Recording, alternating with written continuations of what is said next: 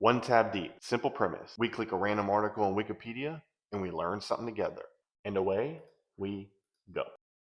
Lean bear. Okay. This looks interesting. Lean bear. So lean bear looks like an Indian chief of some sort. His Cheyenne name was Owananaku, 1813 to 1864. So he was about 53 years old. Alternatively translated as starving bear, was a Cheyenne peace chief. He was a member of the Council of 44, a tribal governance devoted to maintaining peace with encroaching United States settlers. Lean Bear's most notable peace deals include the Treaty of Fort Wise and a meeting with U.S. President Abraham Lincoln. Wow, that's pretty cool. Lean Bear met with Abe Lincoln, another prominent figure at the time. His work towards peace between his people and the American settlers in the Southern Plains was cut short. Wow, when he was killed by the 1st Colorado Cavalry Regiment and violent retaliations ensued. Jeez. See what he looked like. It's actually a pretty cool picture. So this was taken in 1863. So this is right towards the end of his life. Man, you had to wonder for somebody like Lean Bear to sit to take a picture, what that must have been like, this whole environment. And this is the delegation that met with Lincoln. Looks like we have Lincoln here, and Lean Bear is said to be on the lower left. What a time, seriously. Personal life. Lean Bear suffered from vertigo, which commonly ran in the family. During a meeting with President Abe Lincoln, he suffered an attack and spoke while seated in a chair. Brushed it off as a result of him simply being too nervous to stand. Well, you always wonder back in the day how they were able to determine that he had vertigo. I'm not sure how often Lean Bear was meeting with doctors at the time, but I'm sure that was intimidating to be in front of the President of the United States and understanding that this group of people, he was the leader of a people that Lean Bear probably felt was encroaching on their territory. And I'm sure that was a big meeting. So, relations. Lean Bear had a brother called Bull Bear. In 1864, Bull Bear was the leader of the Dog Soldiers, a position he would hold for many years. One of the things about doing this, is that it gives you a very surface level of knowledge, but I can't tell you how much I want to click this Dog Soldiers link and learn more about the Dog Soldiers. Lean Bear also worked closely and served on the Council of 44 with fellow peace chief Black Kettle, especially in the last decade of his life. The first known historical account of Lean Bear is from 1851, and when he was 35 years old, Agent Thomas Fitzpatrick was hosting a council in Fort Atkinson to convince Plains tribes to attend a larger peace council at Fort Laramie later on.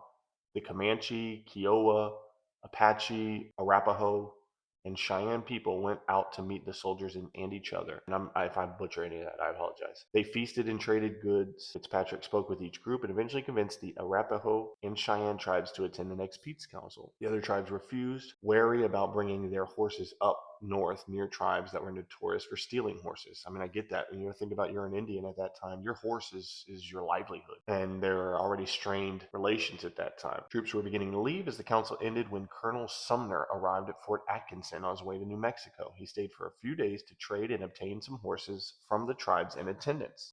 After some time, the tribes began to freely explore both the fort and his camp, and Fitzpatrick grew nervous at the opportunities for conflict. So you get two people here sitting on either sides of the table. Neither trust the other. Wow, what a tenuous time. Lean Bear, who was in attendance at the Peace Council, was fascinated by the rings and bracelets on the hand of Sumner's wife and grabbed to get a better look. Oh gosh. She reacted by pulling her hand back and screaming, provoking Sumner to rush forward to beat Lean Bear. Oh my gosh. Because Cheyenne culture considers striking even a male child to be an insult, Lean Bear was incredibly indignant about the assault. He painted his face and rode around his camp, announcing his plans to attack the whites, inviting his brothers to join him. Fitzpatrick initially refused to make reparations until some Kiowas and Comanches told him that the Cheyennes were getting ready to attack. A meeting was later arranged for Colonel Sumner to present Lean Bear with a blanket and apology, which he accepted. Wow. So think about this. To go to a peace council and a simple cultural difference where the Cheyenne are never seen bracelets and rings, he decides to grab to take a better look, and things just get out of control. Thank God they were able to establish some sort of a peace, or that could have gotten messy for everybody involved. Council of 44. Lean Bear was chosen to join the Council of 44 by past chiefs as the council chose its own successors. The council worked to sway their people towards a preference for peace with the Americans. Okay, so the idea is this is a group of people who they don't want to fight. Council worked to sway their people toward a preference for peace with the Americans. Once named a chief of the council, one would have to give up membership in the war societies that new chiefs often came from. These efforts contrasted with the increasingly vocal dog soldiers, bands of Cheyennes, who held a long standing opposition to white settlement and did not want to cooperate and make peace. So, if you remember, Lean Bear's brother, Bull Bear, he's a member of the Dog Soldiers. So now you've got this family dichotomy where one is for peace and one is against it. They stole livestock and fought with troops and settlers. The Dog Soldiers were exiled for their behavior and deemed renegades, operating independently of the tribe.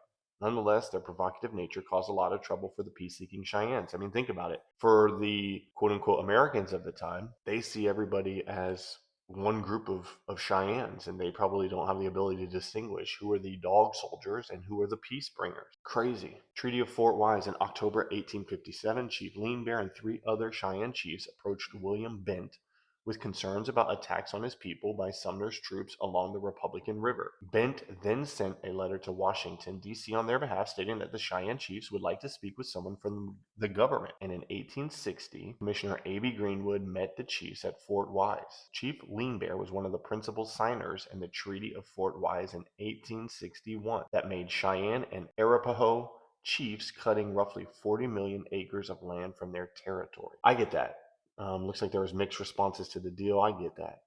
Dog soldiers were probably unhappy that they would sign a treaty. Basically, they're saying we're going to give land for peace. And if you're a Cheyenne, especially one of these dog soldiers, you're like, why are we giving anything? But on the other hand, they're wanting to keep the peace. The deal was made in an attempt to keep peace as pioneers spread near Indian territory. But the land reduction and the continued encroachment by white settlers only heightened tensions. The Cheyennes were not ready to force into the confines of the small reserve where there were not many buffalo allocated for them in the treaty. So, they move into this smaller area and now you've got less resources, and that makes tensions rise even more. So this is when he gets to meet President Lincoln.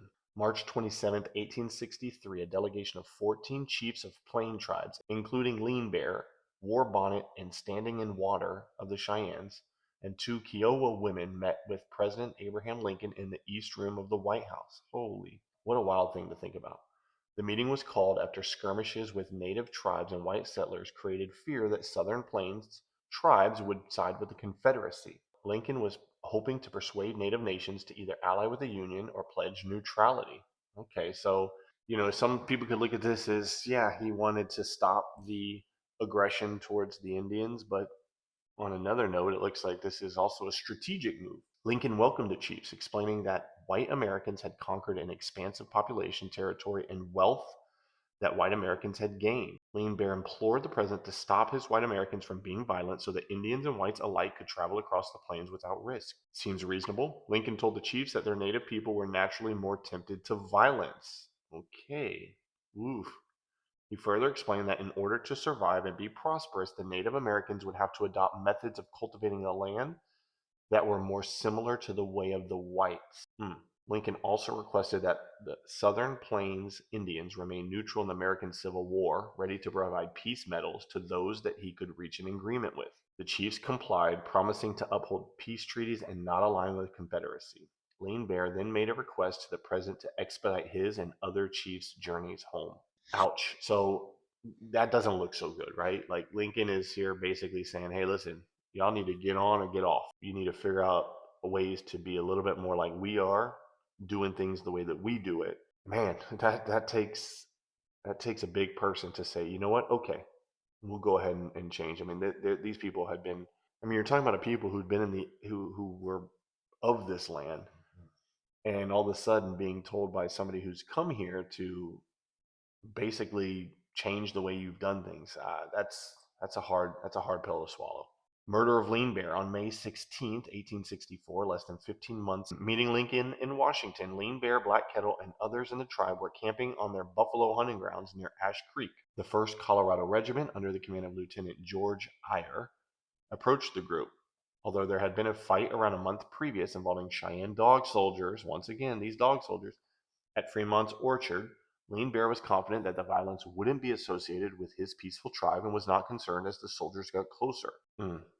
Hindsight 2020, right? Just goes to the nature of this guy. He was a peaceful person. He's like, hey, listen, they're not here to do anything with us.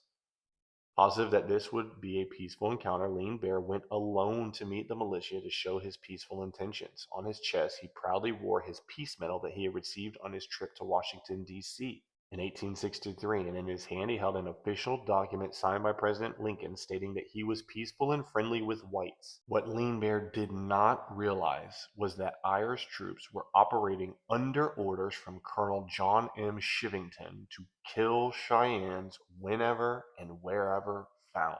Damn. Ayer ordered his men to shoot Lean Bear, who was wounded and fell off of his horse. He was then shot repeatedly by the soldiers as they rode past his body on the ground. Man, that's terrible. Troops rode on to attack other Cheyennes at the camp, killing at least one more warrior and wounding many others at the camp. Cheyenne warriors armed themselves and mounted their horses ready to retaliate. Black Kettle rode out to de-escalate the situation, stopping any further violence, and the American troops retreated to Fort Larned. Oh man, so I mean, what a way. This guy, peace to the end, right?